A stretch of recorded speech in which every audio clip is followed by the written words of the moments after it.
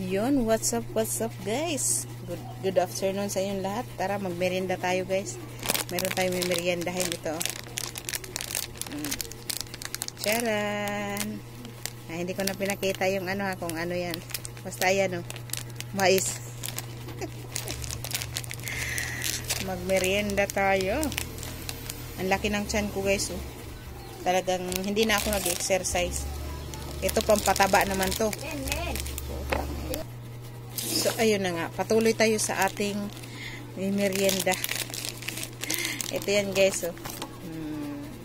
Merienda time. Pag kumakain ako nito guys, alam mo yung ginagawa ko nito. Tinatanggal ko to. Dito ko inuuna sa ibabaw. Natanggal ko yan ng ganyan. Diba? Hap.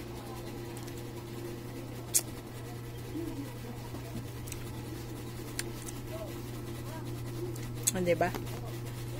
Shoutout kay Nanay Bunggay ito. Favorite din niya pala ito. Paborito ko din talaga ito. Tagal na.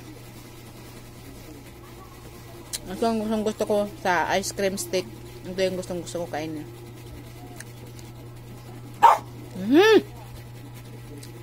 Hihingi itong aking alaga. Ang sarap Ice cream sa loob.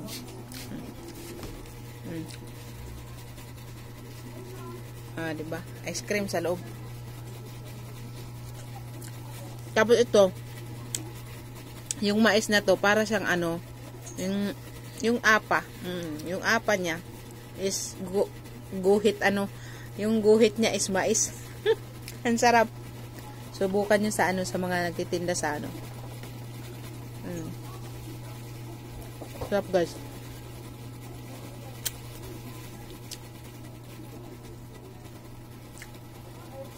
Tara na't magmerienda tayo guys. Ayan.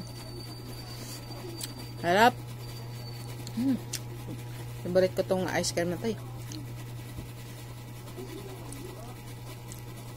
Shout out sa lahat ng mga viewers and followers. Sana hindi kayo magsawa sa mukha kong ito.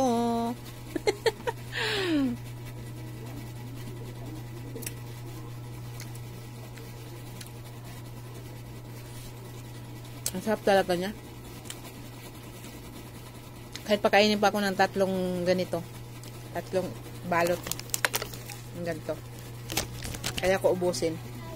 Kaya nga ang laki ng tiyan ko Kakakain ng Kaya mas lalo na nanaba. Kakakain ng mga matatamis yung ganito. Malakas magpataba talaga to. Matatamis.